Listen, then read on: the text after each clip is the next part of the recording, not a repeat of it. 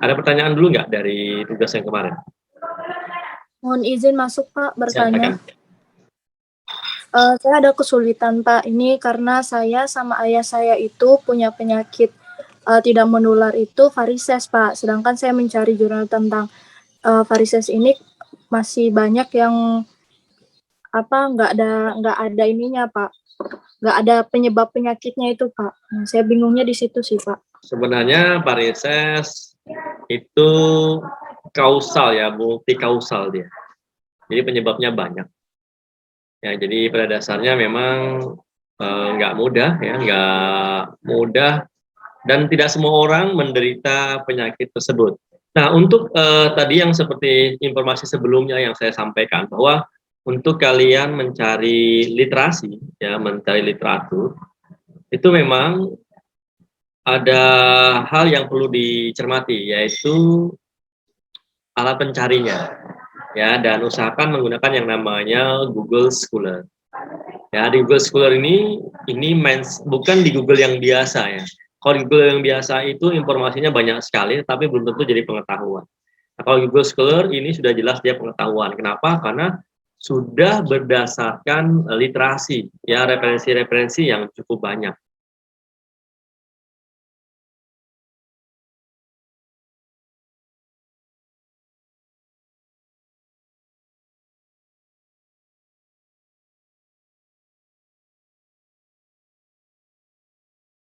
Nah, di sini banyak informasi sebenarnya berkaitan dengan varises. Ya, kalau misalnya kita ganti pada bapak dan anak misalnya.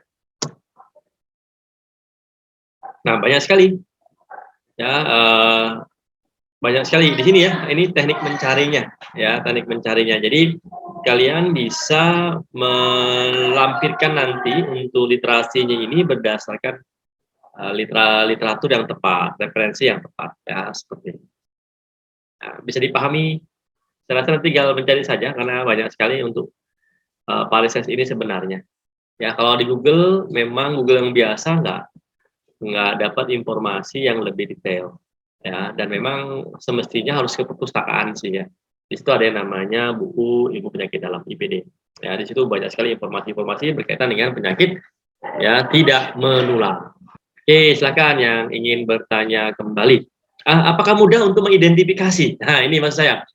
Mengidentifikasi berdasarkan literatur, kemudian lihat kenyataan, kemudian kalian bisa pilih mana yang masuk faktor risiko dari host, kemudian mana faktor risiko dari agent, mana faktor risiko dari environment, ya, dan mana faktor pencetusnya, ya, seperti itu.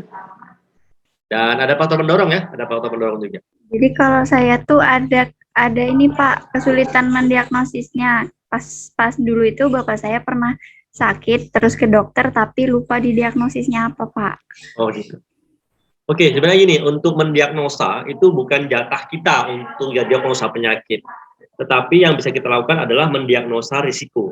Ya, jadi memang misalnya Bapak nih keluhannya apa nih? Ya, keluhannya apa, tanda gejalanya apa, ya. Nah, kalau misalnya kalian bisa mau bertanya dengan saya, misalnya, "Oh, Pak, keluhan Bapak saya ini, tandanya begini, gejalanya begini." Ya, karena saya memang background-nya di medis ya, saya bisa informasikan apa mungkin diagnosa penyakitnya. Seperti itu. Apakah ada kesulitan untuk memisah yang mana yang faktor risiko, faktor host, sama faktor environment? Orang di rumah saya itu untuk penyakit tidak menular itu mungkin hanya 2 orang yang memiliki penyakit menular.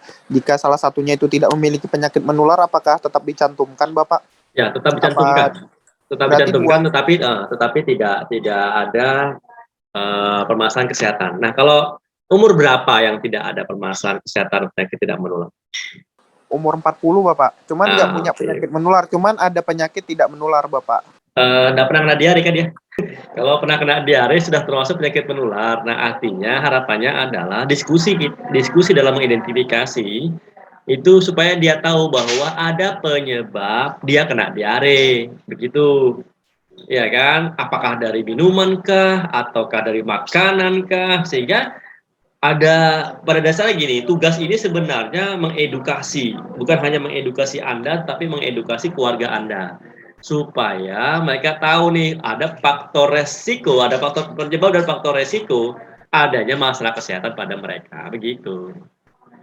Ya, itu tekniknya sebenarnya. Ya, tapi sambil melakukan, bukan dibaca. Makanya ilmu yang saya berikan ini bukan dibaca, tapi dikerjakan. Jadi pada dasarnya tetap ditulis ya. Apakah keluarga saya tidak beresiko? Kayaknya semua beresiko deh. Ya, entah beresiko karena polusi udara, ya, apakah karena beresiko adanya kecelakaan atau seperti apa, begitu. Ya, resiko yang tinggi. Misalnya lagi, Pak, saya tinggalnya di pinggir pantai. Nah, apakah ada risiko? Ada. Kalau misal masuk di wilayah gempa, bisa kena tsunami, kan gitu. Nah, cuma yang waktu itu sempat euforia tentang tsunami, waktu itu ada teman-teman saya di Samarinda. Dia tanya, wah kita nih sis, bahaya betul kita tinggal di sini. Kenapa? Kita nih bisa kena tsunami. Saya langsung lihat mukanya tuh bener-bener gitu. Ya, saya lihat aja bener-bener.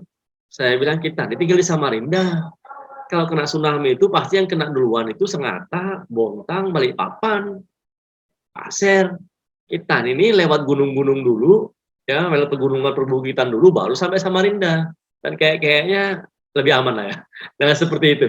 Ya, nah artinya ya karena faktor pengetahuan sih ya, artinya. Saya akan share screen, mudah-mudahan kalian bisa menyimak dengan lebih cermat. Saya khawatir kalau kalian nggak sarapan, karena kalau di EPID itu memang harus sarapan dulu ya, baru bisa menerima informasi. Ya, karena kalau nggak sarapan wasium. Nah, di upaya pencegahan ini ya banyak sebenarnya yang bisa dilakukan ya. Kalau ini saya mencoba memberikan mindset dulu nih pada kalian. Kenapa? Karena di dalam materi Kesmas ini tentang konsep program pencegahan dan pengendalian penyakit itu harus mindsetnya dulu nih ya. Ada pencegahan, ada pengobatan, ada pemeliharaan. Pencegahan itu masuk yang namanya prevention, pengobatan medication, ya, pemeliharaan recovery. Ini macam-macam nanti. Kita ada seperti yang saya sebutkan sebelumnya, ada rentang sehat sakit. Ya, dari sehat ke sakit baru ke rest in peace, ya. Sehat, resiko, gangguan, sickness atau illness, ya, kemudian disease, ya. Jadi pada dasarnya ini yang perlu kalian pahami dulu bahwa ada fasenya, ya. Fase ini ya yang kalian perlu pahami dulu nih fasenya ini. Ya, jadi fase ini yang harapannya kalian bisa pilah dulu. Ya, mana jatah mana gitu. Dari sehat ke resiko, gangguan, baru sakit. Ya, sakit ini bisa berbentuk sickness maupun illness. Baru masuk ke disease, ya, penyakit. Baru apakah nanti sembuh ataukah ini dan rest in peace terakhir. Jadi jatah kita itu sebenarnya bisa di semua. Hanya ya yang perlu dipahami adalah literatur. Ya, kalau literaturnya Anda dan saya sama, kita bisa berbicara di semua fase sehat sakit. Dari sehat, resiko, gangguan, sickness, illness, sama disease. Kita bisa bicara. Tetapi kalau literaturnya nggak banyak, ya yang dibicarakan cuma sehat sama resiko saja untuk Kesmas. Padahal kita bisa mencegah semua. Di sini yang kalian perlu pahami lagi adalah bahwa ada fase yang tadi saya sampaikan bahwa ini ada dari sehat, itu ada individu yang sehat, ada keluarga yang sehat, ada kelompok yang sehat. Kelompok ini macam-macam ya, ada kelompok pelajar, ada kelompok pedagang, ada kelompok pekerja, karyawan, lepas, yang informal, formal, sama non formal gitu. Kemudian masyarakat ya yang sehat dan wilayah yang sehat. Ya, jadi mindsetnya ini yang kalau kalian fokus sekarang itu kedua ini dulu, ya, kedua ini dulu, ke individu dan keluarga kalian sendiri. Untuk yang resiko juga sama, ada individu yang beresiko, ada keluarga yang beresiko, ada kelompok yang beresiko, ada masyarakat yang beresiko, ada wilayah yang beresiko. Ya, contoh misalnya wilayah. Kalau tinggalnya di kaki gunung berapi, beresiko enggak? Pasti beresiko. Kemudian apakah ada gangguan? Ada pasti, ya, bisa saya tambahkan ya. Ya, jadi sama antara individu, keluarga, kelompok, masyarakat. Nah, di sini yang Anda perlu pahami adalah bahwa setiap individu, setiap keluarga, setiap kelompok, setiap masyarakat itu pasti ada di fase sehat, fase beresiko, fase mengalami gangguan, fase mengalami sakit, ya, baik itu sickness maupun illness. Ada yang fase disease, berpenyakit memang, dan ada yang rest in peace. Ya, jadi kalau melihat dari yang ada ini contoh saja ya, artinya kalau individu yang meninggal banyak, individu yang meninggal banyak. Kalau keluarga yang meninggal, ada satu keluarga meninggal dunia karena COVID-19, ya, ada satu keluarga meninggal dunia gara-gara kebakaran. Ya, kemudian ada kelompok, nah ini kelompok pekerja. Ya, ada kelompok ISIS bunuh 11 pekerja tambang di Pakistan. Ya, kemudian ada 11 pekerja tambang rakyat tewas tertimbun longsor.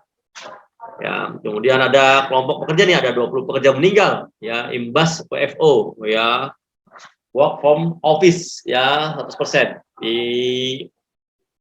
PT Transjakarta. Ya. Nah, kalau misalnya melihat masyarakat dan wilayah, ini bisa melihat yang namanya tsunami. Ya, ini kaum Sodom. Ya, kaum sudah selesai nih, masyarakat kaum Sodom selesai. Ya, kaum Ad, kaum Lut, ya, banyak sekali. Ya.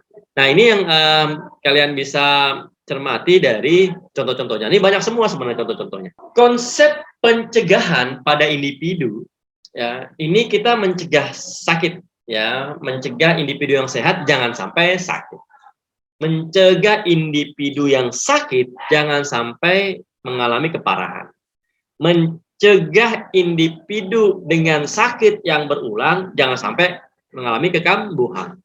Ya, jadi mencegah penyakit pada individu ini, mencegah sakit, mencegah parah, mencegah kambuh. Ya, jadi bisa diterapkan pada konsep pengendalian penyakit pada menular maupun penyakit tidak menular. Kalau pada keluarga juga sama, ya, mencegah sakit, ya, pada keluarga dan rumah sehat nih, ya, artinya kan seperti yang sudah saya sampaikan sebelumnya bahwa standar kita adalah standar keluarga sehat dan standar rumah sehat. Jangan sampai anggota keluarganya menderita sakit atau gara-gara rumahnya orangnya bisa menderita sakit. Kemudian mencegah keparahan pada keluarga dengan anggota keluarga yang sakit dan rumah kurang sehat. Nah, ini untuk mencegah keparahan. Ya, ini seperti waktu bertemu dengan, ya, waktu itu ada Mbak Rika meneliti tentang TBC. Ya, dia bertemu dengan seorang bapak yang menderita TBC di rumah yang kiri kanannya diapit sama ruko. Ya, rumah toko 3 tingkat. Nah, sehingga dia menerima panas matahari tepat jam 12. Seperti itu, ya, karena rumahnya diapit gitu. Rumahnya kurang mendukung kesehatan. Ya, kemudian mencegah kekambuhan. Ya, ini keluarga dengan anggota keluarga dengan sakit berulang dan rumah kurang sehat. Ini jangan sampai mengalami kekambuhan lagi lah, seperti itu. Ya, seperti saat sekarang kami juga berusaha, berupaya jangan sampai anak kami yang menderita asma karena alergi untuk mengalami kekambuhan. Ya, dan kami bersyukur sekali, ya, artinya berapa tahun terakhir tidak menggunakan alat nebu. Ya, nebulizer. Oke, nah, pada kelompok juga sama mindsetnya, ya, mencegah kesakitan pada kelompok, ya, kelompok pelajar, kelompok pekerja, kelompok pedagang, kelompok pengusaha, kelompok acara religi, ya, kelompok acara hiburan, ya, seperti mancing mania, ya, atau goes, bla bla bla dan lain-lain. Kelompok-kelompok, ya, mencegah keparahan pada kelompok yang memiliki masalah kesehatan dan mencegah kekambuhan pada kelompok yang memiliki masalah kesehatan yang berulang. Ya, ini misi sama. Hal yang sama juga pada masyarakat. Ya, sekarang ini di Indonesia sedang berusaha mencegah, ya, kesakitan kembali atau kekambuhan kembali COVID-19. Ya, jadi mencegah kesakitan pada masyarakat yang sehat, mencegah keparahan pada masyarakat yang memiliki masalah kesehatan, mencegah kekambuhan pada masyarakat yang memiliki masalah kesehatan yang berulang. Ya, nah, wilayah bagaimana? Sama prinsipnya pada wilayah. Ya, pada wilayah, ya, sama. Mencegah kesakitan pada wilayah yang sehat, mencegah keparahan pada wilayah yang memiliki masalah kesehatan, ya, mencegah kekambuhan pada wilayah yang memiliki masalah kesehatan yang berulang. Ya, jadi beberapa contoh misalnya wilayah endemis, ya, kita ini wilayah endemis. Ya, endemis apa? DBD, malaria, ya, seperti itu. Jadi misinya untuk meningkatkan derajat kesehatan masyarakat, ya, ada 4 kemungkinan yang bisa dilakukan, ya: extinction, eradikasi, eliminasi, dan terkendali. Di mana extinction ini adalah punahan, ya. Bibit penyakit tidak ada lagi, punah sudah. Ya. Kemudian eradikasi, menuntaskan habis penyakit itu. Ya. Nah, dulu sempat nih eradikasi polio, tetapi masih ada aja beberapa yang masih kena gitu.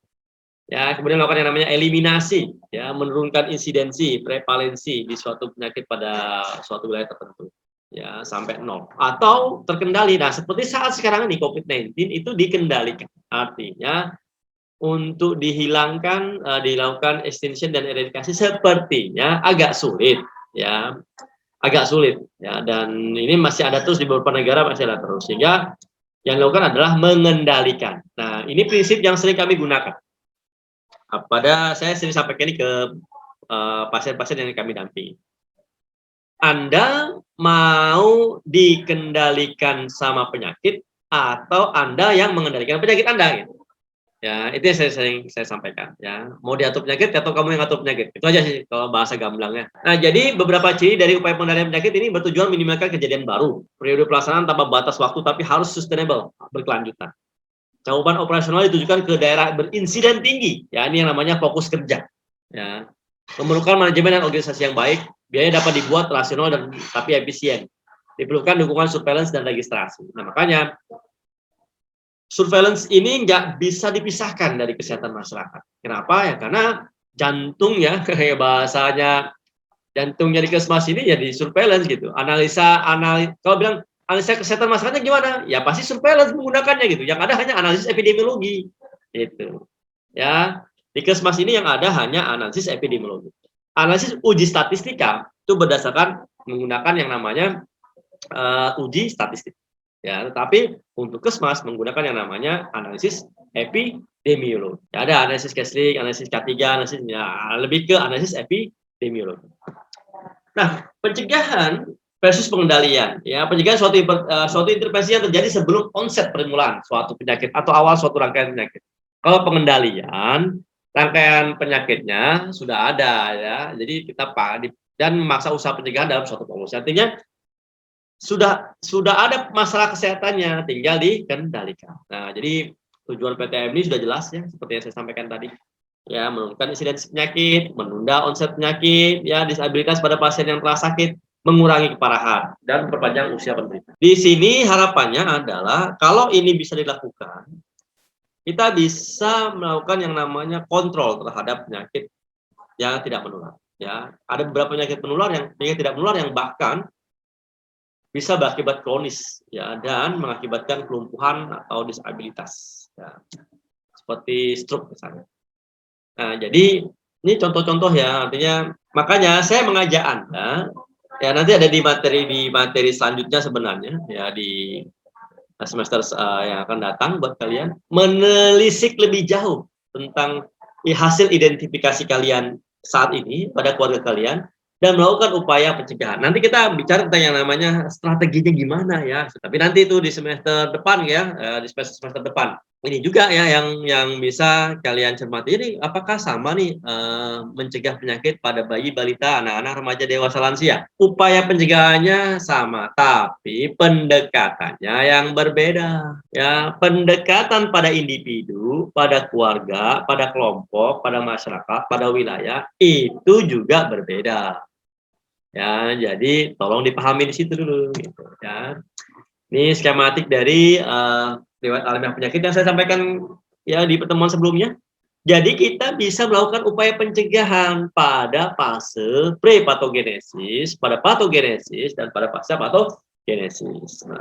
Nah, ini, ya, kalau secara epidemiologi kita ada pencegahannya itu ada 3, ya, primary, secondary, and tertiary. Nah, itu yang biasa kami gunakan. Tetapi kalau untuk kalian berpikir secara kesehatan masyarakat, kita bisa menggabungkan yang namanya 5 level prevention. Ya, nanti akan saya jelaskan.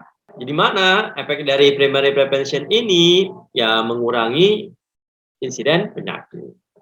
Ya, kalau pada secondary mengurangi prevalensi pada penyakit lama yang sakitnya, frekuensi sakitnya, durasi sakitnya, kemudian nyerinya, kemudian keparahannya, ya seperti itu. Ya, kalau pada tertiary mengurangi komplikasi ya, disability. Nah, jadi di tingkat-tingkat pencegahan ini, ya, kondisi-kondisi prepatogenesis itu terkadang apa ya, seperti sekarang ini kalian aja nggak nyadar bahwa kita semua berada pada fase prepatogenesis. Tetapi ada beberapa di antara Anda yang di fase patogenesis.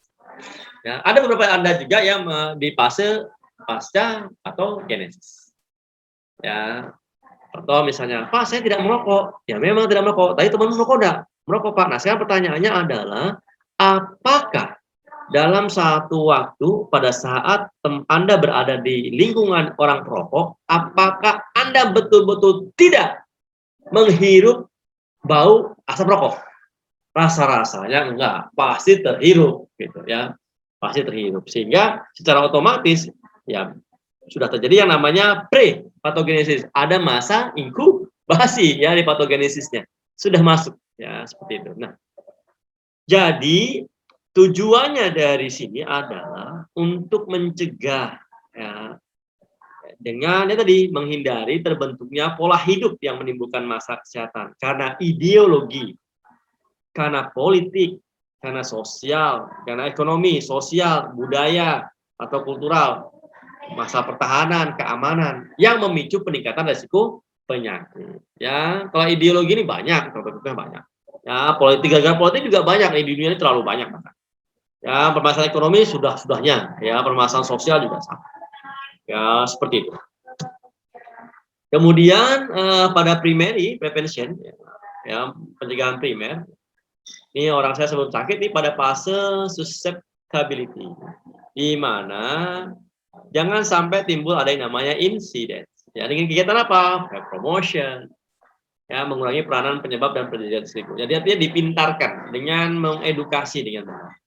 Ya, nah, mengedukasi itu juga nggak bisa pukul rata gitu. Misalnya slide tentang COVID-19, ya, Anda membawa slide tentang COVID-19, ya, Anda mengedukasi masyarakat. Nah, ternyata di masyarakat itu ada kelompok-kelompok yang berdasarkan usia saja dulu. Apakah slide COVID-19 Anda itu sama kalau Anda cerita pada balita, bubuan PAUD, pada anak-anak ya SD, kemudian pada remaja SMP, SMA, ya, pada dewasa dan pada lansia. Apakah sama? Kalau sama, ya yang perlu diperiksa ini jalan pikiran Anda gitu ya. Nah, ini memang harus disesuaikan, artinya approach-nya atau pendekatannya berbeda-beda. Walaupun dengan judul yang sama, health promotion. Nah, seperti itu. Kemudian apakah sama specific protection-nya? Apakah sama juga ada diagnosis protection-nya? Ya, ya beda-beda, ya jangan disamakan, ya. Jadi ya bisa disamakan. Ya. Jadi untuk scan dari prevention-nya, ini orang yang menderita, ya ternyata menderita sakit. Ya, di sini sudah subklinis ya. Ya, jadi ada deteksi. Ya, jangan sampai timbul keparahan. Ya, contoh saja nih, awal kan saya sudah waktu tatap muka di awal, saya sudah tahu Anda beresiko semua dari wajah-wajahnya nih. Ya, makanya saya anjurkan beberapa di antara Anda yang minimal ada pola yang saya ajarkan, yaitu minimal minum air putih 2 liter sehari. Ya, itu saja dulu, itu aja udah lumayan kok bisa membantu mengurangi. Nah, pertanyaannya, apakah Anda melakukan itu aja? Apakah Anda minum 2 liter? Belum, Pak. Nah, pertanyaannya kalau Anda belum 2 liter, apakah Anda melanjutkan keluarga Anda melakukan hal yang sama? Kalau kurang minum 2 liter sehari ya beresiko kan gitu. Ya, seperti itu. Ya, kalau di tertiary ya orang sakit nih pasti klinikal nih untuk mencegah jangan sampai timbul kecacatan dan kematian. Ya, seperti itu. Ya, jadi rehabilitasinya bukan hanya rehabilitasi fisik, ya, mental, sosial, spiritual juga direhabilitasi. Ya, ya, permasalahan budaya juga bisa direhabilitasi, masalah ideologi juga direhabilitasi, ya, seperti itu. Nah, ini yang saya katakan tadi bahwa ada 5 level prevention in public health. Ya.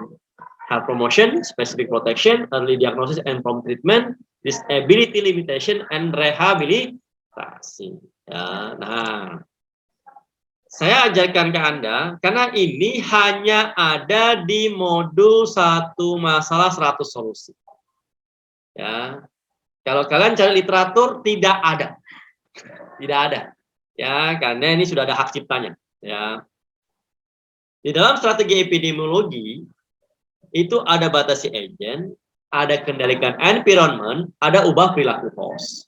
Dan di strategi promosi kesehatan itu ada advokasi, pemberdayaan, peran serta atau bina swasta. Nah, di mana ini harus dikawinkan nih antara strategi epidemiologi dan strategi promosi kesehatan supaya bisa dilaksanakan. Ya, batasi agent dengan advokasi, kita membatasi agentnya nih. Nah, sekarang ya dengan yang namanya vaksinasi. Ya. Kemudian ada kendalikan environment dengan advokasi, ada peraturan di jalan raya. Secara otomatis begini, siapapun di antara Anda, kalau berkendara di jalan raya, Anda pasti mengikuti peraturan di jalan raya. Siapapun Anda. Ya, misalnya menggunakan helm standar, ya, kendaraan Anda standar. Anda memiliki surat izin mengemudi, ya, seperti itu. Kemudian ubah perilaku host dengan advokasi, pakai masker. Ya, ini kan sudah peraturan, ya, peraturan pakai masker. Ya, contohnya seperti itu. Ya, ini hal-hal yang mendasar saja, ya, yang pasti Anda tahu, ya. Nah, batasi agent bisa dengan pemberdayaan. Memberdayakan siapa? Ya, kemudian kendalikan environment dengan pemberdayaan. Memberdayakan siapa? Ubah perilaku host dengan pemberdayaan. Memberdayakan siapa? Ya, sama juga dengan ubah perilaku host. Bisa dengan pemberdayaan, ya, bisa dengan advokasi, bisa dengan peran serta. Ya, seperti itu. Ya. Nah, jadi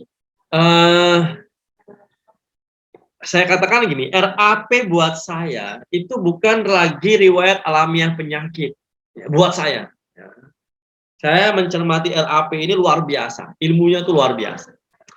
Riwayat alamiah permasalahan kehidupan. Di mana di situ ada permasalahan kesehatan, permasalahan keluarga, permasalahan pekerjaan, ya, permasalahan organisasi, permasalahan yang lain. Ya. Jadi ada pre-patogenesisnya, ada patogenesisnya, ada pasca patogenesis. Saya belajar dari seorang manajer, manajer HRD, perusahaan besar. Beliau suami istri itu sama-sama senior manager gitu, sama-sama senior manager. Cuma pekerjaannya berbeda, ya, di perusahaan yang berbeda. Jadi saya sempat sampaikan begini, Anda tahu bagaimana cara saya mengetahui apakah suami saya di perusahaan yang berbeda yang tidak apakah bisa menghindari perselingkuhan, ya, begitu. Sehingga pertanyaan saya setiap hari pada saat bekerja itu cuma dua. Jadi saya cermati apa sih pertanyaannya. Dan akhirnya pertanyaan begini, setiap makan siang, setiap lunch. Ini maksudnya panggilan untuk pasangannya. Makan di mana sama siapa? Ya, itu aja pertanyaannya, mendasar sekali. Ya, makan di mana sama siapa? Gitu. Ya, makan di mana? Oh, di restoran ini. Oke, sama siapa? A, B, C. Sana A, B, C, D. Sana. Ya, terus besoknya makan di mana? Sama siapa? Oh, pindah lagi nih di restoran B. Sama siapa? A, B, D. Gitu. A, B, D. Nah, kemudian hari Rabunya tanya lagi nih, makan di mana? Sama siapa? Oh, pindah lagi tempatnya nih ya di restoran C. Sama siapa? A dan D. Ya. Nah, ini sudah mulai nih ya, A dan D ya. Tadi dari A, B, C, D, kemudian A, B, D, ya, kemudian A dan D. Nah, kemudian hari Kamis lagi tanya, makan di mana sama siapa? Oh, sama si D. Di mana? Di tempat yang berbeda. Wah, si D ditanya nih, si D ini wanita atau pria, sejenis atau tidak sejenis gitu. Ya, karena sudah ada nih, sudah mulai dari hari Senin, Selasa, Rabu, Kamis kan. Ya, nah itu pertanyaan mendasar ya untuk dia tahu bahwa coba bayangkan kalau dia makannya sama yang itu aja, ya walaupun kadang beramaian, kadang berdua, bertiga, berempat, berenam, tapi kadang berdua, di tempat yang berbeda, bisa dipahami kan? Gitu. Ya, ini ada yang namanya resiko, ya, resiko dalam pekerjaan. Nah, kami kebetulan di EPIT itu sudah melakukan yang namanya pemetaan pola masalah kesehatan di K3, ya, dari pola masalah KK, yaitu kecelakaan kerja, kemudian PAK, penyakit akibat kerja, dan PAHK, penyakit akibat hubungan kerja. Nah, yang tadi saya ceritakan itu PAHK, ya, seperti itu. Nah, jadi sedikit pengulangan, ya, bahwa pencegahan primer bisa menggunakan yang namanya promosi kesehatan dan specific protection, health promotion and specific protection. Ya.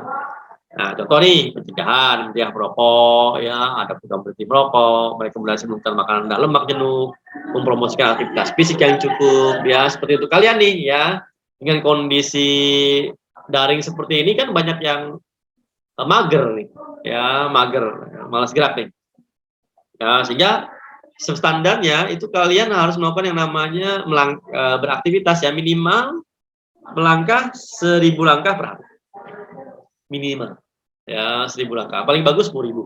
Nah, ini pertanyaannya nih, kalau saya pertanyakan, apakah Anda hari ini sudah 1000 langkah? Wah, geleng-geleng sudah pasti, ya. Nah, itu artinya beberapa permasalahan kesehatan hanya karena permasalahan ya hidup saja. Ada pencegahan khusus, ini perlindungan terhadap kecelakaan kerja, kecelakaan secara umum, penggunaan nutrisi khusus, ya, perlindungan terhadap bahan karsinogenik, ya, menghindari jajan alergen, dan pemakaian APD. Nah, saya sudah melaksanakan pencegahan khusus ini pada anak saya yang menderita asma karena alergi, ya, dan fokus saya adalah meningkatkan daya tahan tubuhnya. Hal yang sama yang saya lakukan pada diri saya, karena sejak Agustus tahun kemarin, ya, saya mendampingi beberapa pasien yang terkonfirmasi COVID-19, ya, saya dampingi di rumahnya, ya, bukan by phone, bukan cuma hanya by phone, tapi di rumahnya saya ukur tekanan darahnya, saya beri edukasi, ya, dan saya lakukan yang namanya pencegahan khusus secara spesifik. Ya, alhamdulillah dari 26 keluarga yang saya dampingi sampai saat ini, ya, itu alhamdulillah semua dalam kondisi sehat, ya, optimal dan produktif, ya, produktif, artinya bisa bekerja kembali. Pencegahan sekunder, ya, ini sudah beberapa dilakukan yang namanya seperti screening, ya, diagnosis dini, screening, IVA, juga untuk serviks, sekal payudara, dan misalnya menggunakan cek kadar gula, ya, cek kadar asam urat, ya, kemudian ada cek-cek yang lain, ya. Kemudian pencegahan tersier ini, ya, lebih ke banyak yang namanya rehabilitasi, ya, untuk mencegah kecacatan, ya, dan memelihara kondisi kesehatan. Nah,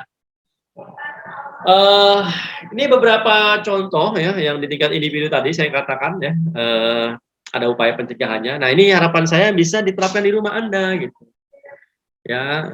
Jangan sampai bapak Anda, ibu Anda bertambah parah sakitnya, atau berulang, atau mengalami kekambuhan. Ya, usahakan itu deh. Jadi intinya terserah mau kayak apa caranya, yang penting di rumah kalian itu zero disease. Itu aja. Ya, kalau bisa zero disease, jangan ada yang sakit.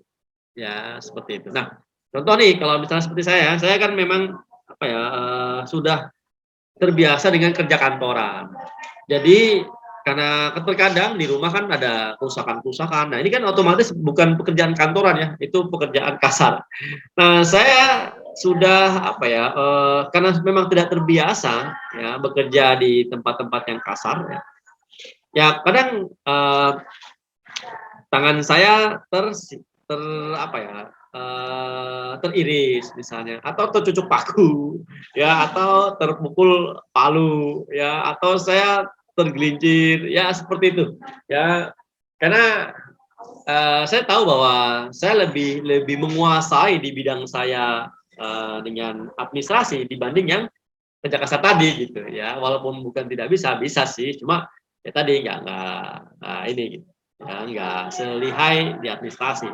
Ya, misalnya bikin stop kontak misalnya, ya, saya masih bisa lah, ya, seperti itu. Ya, di tingkat sistem di sini yang saya katakan tadi bahwa kendalikan environment, ya, nggak bisa melakukan yang namanya ada sistem yang bagus nih ya. Dan saya mencermati kondisi Indonesia saat ini ada perlu dilakukan sesuatu ya. Nah, akhirnya dari 100 solusi yang kami buat, kami rangkum, ternyata ada satu yang bisa diterapkan. Ya, contohnya misalnya razia persuasi. Nah, seperti itu. Ya, dan untuk tingkat populasi juga sama. Ya. Ya, jadi tinggal melihat nih, karena begini, lihat gimana ya, intinya cuma satu sebenarnya sih, berpikir zero disease itu aja. Kalau kalian berpikir zero disease, ilmu yang tadi saya sampaikan itu terkuasai semua. Ya, yang saya sampaikan tadi sebelumnya ya. Kalau kalian berpikir zero disease, ya apa caranya di rumah saya zero disease, ya itu aja. Itu semua ilmu yang tadi saya jelaskan itu terpakai semua. Ya. Nah, nanti ada beberapa strategi ya. Tadi ini strategi secara umum, tapi secara spesifik ada strategi Kesmas. Ya itu ada 2 ya, strategi epidemiologi dikalikan dengan strategi promosi kesehatan ya. Nah, ada beberapa yang menggunakan jalur-jalur intervensi nih ya, ada yang melalui sekolah, ada yang melalui balai balai pertemuan ya, tempat kerja, organisasi komunitas, media sosial, atau kebijakan publik nih ya, seperti PPKM ini ya, PSBB, PPKM. Ya, PPKM level 1, level 2, level 3, level 4. Ya, ini beberapa daftar pustaka yang saya kutip. Ya, dan harapan saya, ini cuma satu sebenarnya sih. Bagaimana caranya di rumah kalian itu zero disease. Ya, karena mindsetnya itu disease ke penyakit, usahakan ke mindset yang lebih tinggi lagi. Zero health problem, ya, zero masalah kesehatan.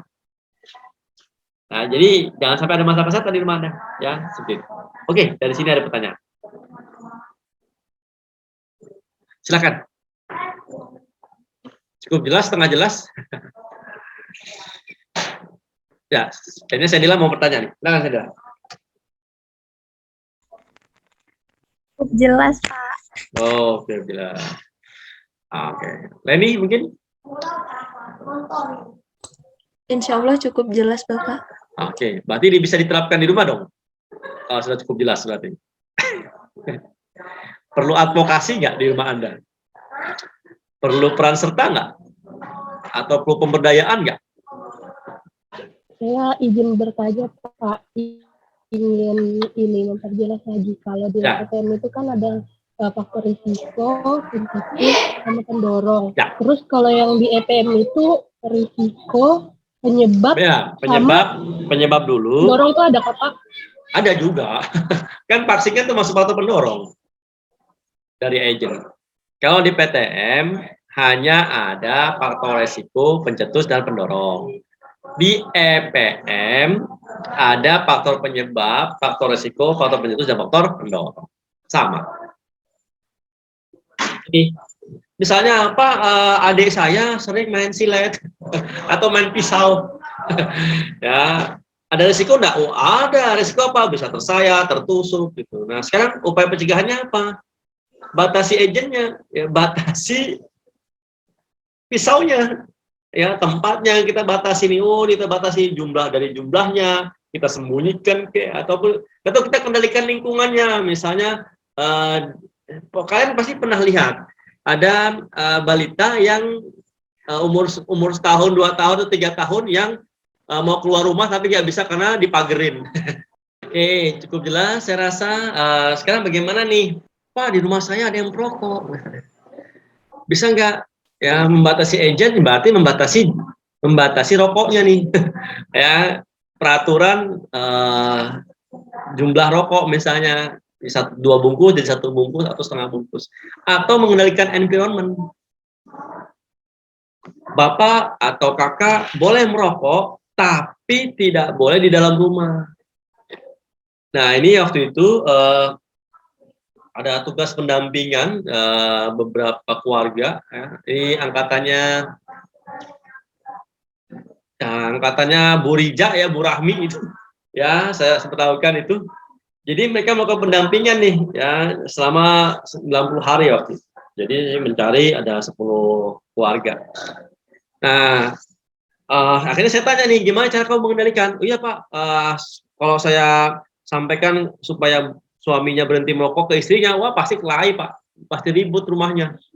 Ya, jadi akhirnya cara saya ya saya menggunakan pendekatan yang lain. Ya apa caranya? Ya ke anaknya Pak yang balita. Apa? Saya ajarin cara menulis.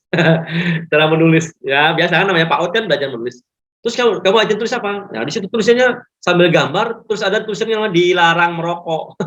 Dilarang merokok. Terus ditempel di mana? Di kamarnya. Ya, di kamarnya. Ya, pertama-tama di kamarnya. Wah, habis itu udah menulis kan kasih gambar-gambar lagi, ada tulisan lagi dilarang merokok. Tempel di mana? Di ruang keluarga. Cek. Ya, habis itu akhirnya di teras. Sampai akhirnya si bapaknya itu ngerokok di luar rumah.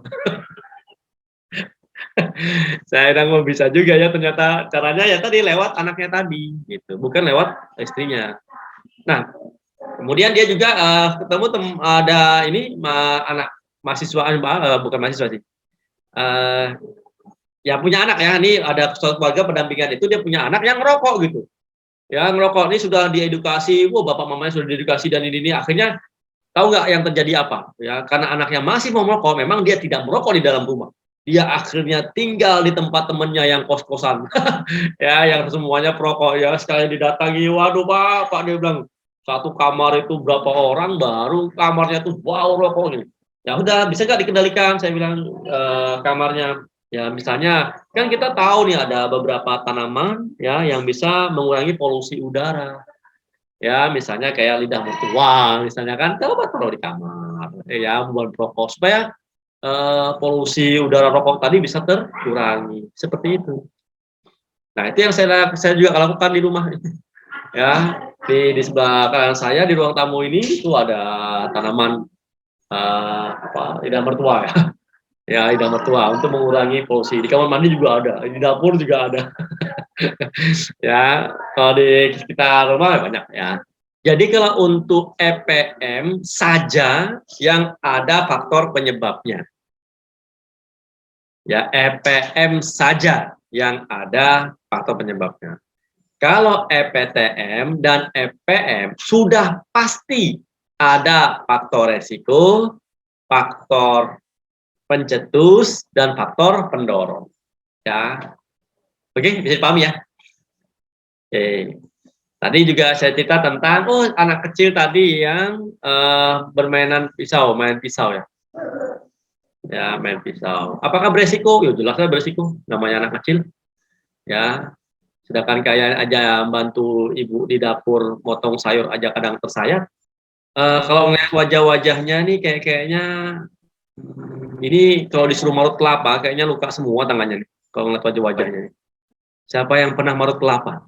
Ya, marut kelapa itu ada caranya. Marut kelapa untuk santan sama untuk serondeng berbeda. Ya, itu ada caranya supaya santannya banyak, itu ada caranya, nggak asal parut. Oke, tadi saya ngirim link tentang perencanaan dan upaya pencegahan. Ya, itu Kakak Tiket kalian kebetulan penelitiannya itu tentang perencanaan ya, CBR. Jadi itu banyak sekali perencanaan dan perencanaan suatu solusi ya dan hasil yang dihasilkan. Ya, kalian bisa simak deh dan itu juga jadi contoh buat kalian. Kalau sekarang sih mulai saat kalau saya biasanya menganjurkan di semester 5 itu minimal sudah punya yang namanya topik riset interest sehingga kalian bisa cepat lulus. Ya, karena kalau nggak punya sesuatu yang untuk diteliti ya ketertarikan ya biasanya lambat lulus. Apakah perabot di rumah Anda bisa menimbulkan masalah kesehatan? Bisa ya, bisa tidak. Apakah perlengkapan di rumah Anda ada bisa menimbulkan masalah kesehatan? Bisa ya, bisa tidak. Ya. Dan apakah rumah Anda bisa menimbulkan masalah kesehatan? Bisa ya, bisa tidak. Nah, pertanyaannya adalah apakah resiko masalah kesehatan itu sama tinggal di dalam gang, tinggal di desa, ya, atau tinggal di apit sama ruko-ruko? Apakah sama resikonya? Tidak sama, tapi ada risiko. Ada. Ya, jadi pada dasarnya kita semua tinggal di sebuah wilayah yang bisa menimbulkan permasalahan kesehatan. baik karena adanya ideologi yang berbeda, ya, karena pandangan politik yang berbeda, ya, kemudian kondisi ekonomi, tingkat ekonomi yang berbeda, ya, sosialnya yang berbeda, tingkat sosialnya berbeda, ya, kemudian budayanya yang berbeda, ya, pertahanan dan keamanan yang berbeda, itu juga bisa menimbulkan permasalahan kesehatan. Nah, contoh misalnya pertahanan keamanan tadi, salah satunya adalah adanya begal misalnya kan. Ya, ini cuma satu sekarang nih, gimana caranya di rumah kalian tidak ada masalah kesehatan. Kaitannya. Pak, sudah terlanjur, sudah ada Pak. Ya, jangan sampai parah. Pak, sudah sering ada nih Pak masalah kesehatannya, jangan sampai kambuh. Ya, jadi saya sudah ajarkan bagaimana upaya pencegahan ya. Apakah ada pertanyaan? Banyak tuh sebenarnya ya, mengidentifikasi, dan identifikasi ini menyesuaikan dengan literasi dipalidasi dengan kenyataan yang ada, dipilah nih, di screening mana yang faktor-faktor host, agent sama environment, dan upaya pencegahannya. Pak, izin bertanya Pak. Jadi di RAP-nya itu ditambah sama upaya pencegahan ya Pak, atau dibedakan? Jadikan satu ya Pak?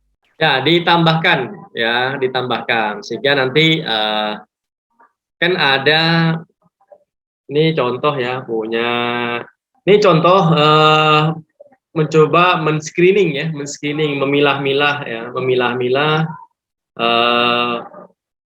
dari masalah kesehatan. Dulu ada, sekarang tidak ada. Dulu ada, sekarang masih ada. Sekarang baru dirasakan ya. Dulu ada, sekarang tidak ada. Dulu misalnya ayah pernah kena sakit cacar waktu umur 6 tahun. Ya, kemudian pernah mengalami kecelakaan lalu lintas dan mengalami luka robek di paha dan punggung. Dulu ada, sekarang masih ada. 2 tahun ini sakit kepala sebelah kanan dan masih dirasakan sampai sekarang.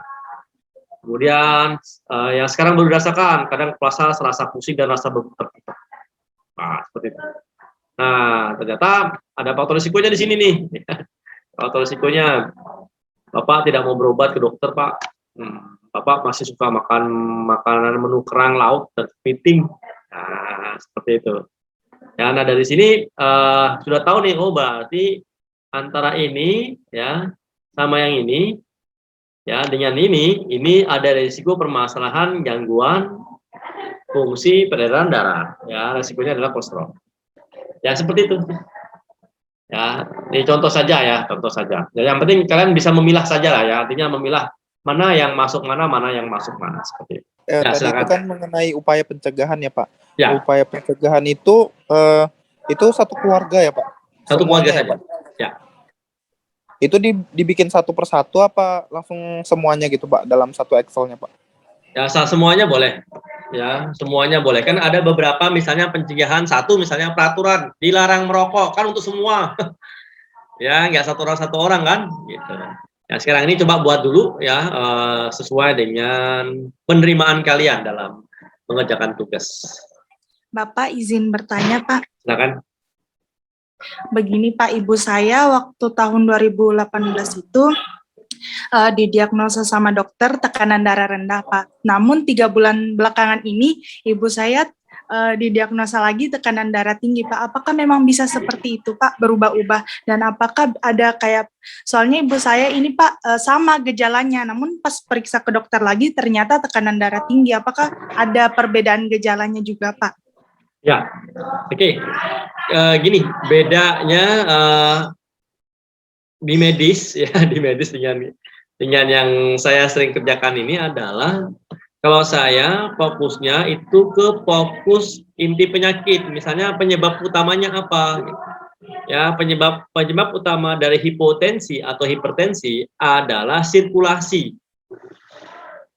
darah. Kalau sirkulasi darahnya nggak lancar, bisa hipotensi, bisa hipertensi. Ya, seperti itu. Dan apakah mungkin, nah ini pertanyaannya adalah, selalu gunakan yang namanya second opinion. Jadi minta pendapat bukan hanya dari satu ahli ya. Dengan dari beberapa ahli itu untuk kita bisa menjadi bijaksana. Contoh misalnya, ini contoh saja ya, pasien saya. Pasien COVID COVID-19 tahun 2020 bulan Agustus. Ya, dan bulan Juli kemarin dia mengalami kecelakaan. Ya, artinya dia berkendara roda 2 ditabrak sama pengendara yang roda 2 yang lain, dan akhirnya dia terjatuh dan stang itu menumbuk di dadanya, ya, menumbuk di dadanya. Nah, khawatirnya tinggi, akhirnya keluarganya membawa dia ke praktek karena merasakan nyeri di dada. Dan akhirnya dilakukan yang namanya foto ronsen, ya, foto ronsen. Dari dokter sini, ya, yang mengajukan foto ronsen, akhirnya didiagnosa bahwa ada fraktur, ada patah, ya, ada patah di tulang rusuknya bagian depan. Saya bilang coba deh ke yang lain gitu. Nah, akhirnya pindah ke dokter yang berbeda. Nah, ternyata di dokter yang berbeda setelah melihat hasil foto ronsennya, dibilang ini ada mengalami patah nih, tapi di bagian belakang. Oh, dia bingung. Dia telepon saya nih, pasti sebagaimana ini dari dokter sini bilang ada patah di depan, yang sini di belakang. Bingung saya. Ya sudah Pak, Bapak ke Samarinda aja, ya bilang, karena domisili beliau kan di Sangatta. Akhirnya pas sama Samarinda, saya lihat di apa? Ya saya memang ada sedikit ya suka ya belajar tentang foto-foto ronsen itu. Nah, dia foto ronsen bilang, mana patahnya Pak? Nah, udah ada patahnya, saya bilang nih. Kalau misalnya patah kan pasti ada retak atau apa, ada tanda ini. Kalau dari pengamatan saya tidak ada gitu. Oh iya kan, ini Bapak yang Bapak alami saat ini trauma. Nah, cuma ada satu hal yang menurut saya nih petunjuk nih. Bapak kan dulu di bulan Agustus tahun kemarin kan menderita COVID. Nah, ini kan setahun nih. Nah, dari hasil foto ronsen ini ternyata ada long COVID gitu. Ya, efek long COVID ya di paru-parunya, ya, ada kalau bahasa orang awam flek gitu, ya, flek ini. Nah, ini yang terkadang Bapak saya nih bisa terkadang mengalami rasa sesak napas gitu. Oh iya Pak, betul ini ya, ini nih. Nah, ini kan cuma disuruh berjemur tapi bukan berjemur kayak orang bule berbaring-baring, tidak, tapi sambil beraktivitas, ya, olahraga sambil berjemur dan minum air hangat. Alhamdulillah luruh itu beberapa, ya, akhirnya membantu melancarkan pernapasan, saluran pernapasannya, ya, seperti itu. Izin bertanya Bapak, jadi Bapak saya kan dulu bekerja kayak tentara Pak, terus dia itu ada tugas disuruh membuka jalan, terus tapi di hutan, terus di situ Bapak saya kena malaria, dan sekarang malarianya itu masih sering kambuh Bapak. Nah, saya itu bingung, kan saya sudah baca literaturnya, cuman di situ di literaturnya itu yang dijelaskan adalah bahwa kambuhnya itu karena faktornya itu aktif kembali kan Bapak. Cuman saya bingung untuk menentukan faktor risiko, faktor penyebab, dan faktor pencetusnya itu bagaimana ya Bapak. Karena saya bingung, maksudnya kenapa bisa aktif kembali faktornya dan menyebabkan kambuh lagi Bapak, begitu. Oke, ya, bagus sekali pertanyaannya. Dan ini tugasnya tentaranya di mana? Di Irian atau di Kalimantan atau di Sumatera? Di Kalimantan Bapak. Oke, karena beda malaria di Kalimantan beda dengan malaria di Pulau Papua, ya, di Papua. Nah, kalau di Samarinda atau di Kalimantan Timur itu lebih ke palsi paru, ya, palsi paru. Sedangkan di Papua itu tropika, malaria tropika, ya, bisa beresiko sekali. Oke. Nah, jadi ada hal-hal yang perlu dicermati, ya, karena beda diagnosa medis, ya, beda obat, ya, beda obat. Dan memang untuk malaria itu bisa kambuh kembali karena kumannya, ya, plasmodiumnya itu bersembunyi di balik hati, ya. Kalau kondisinya rentan, ya, jadi artinya nih faktor pencetusnya. Kalau kondisi ada kerentanan, misalnya karena faktor kelelahan, karena faktor aktivitas terlalu tinggi, kurang tidur, pokoknya daya tahan tubuhnya itu turun, ya sudah, ya, itu bakal timbul kembali, ya, menggigil lagi, ya, seperti itu, ya, kayak film Naga Bonar, ya. ya olahraga bonat. Ya, seperti itu. Nah, jadi faktor pencetusnya sudah jelas. Ya, aktivitas, ya, kemudian istirahat, olahraga, makanan yang membuat daya tahan tubuh lemah. Ya, istirahat, ya, seperti itu. Nah, usahakan harus menjaga kondisi fisiknya selalu sehat, ya, supaya tidak kambuh kembali. Oke, bisa dipahami?